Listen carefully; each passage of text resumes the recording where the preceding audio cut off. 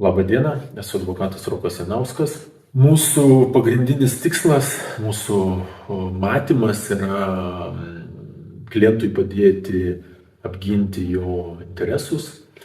Mes manome, kad svarbiausia teisminiam procese yra geri namų darbai, tinkamai įsigilinti į pateiktus įrodymus, susirinkti reikiamą informaciją, sudaryti tinkamą poziciją ir ją sėkmingai atstovauti teisme.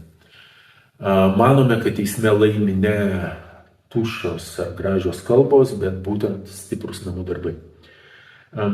Neskatiname ilgų procesų, jeigu matome galimybę susitarti, jeigu matome galimybę ginčą išspręsti taikiai, visą laiką siūlome tokį variantą ir tik nesant kitos galimybės kauname su klientu iki sėkmingo rezultato teisme.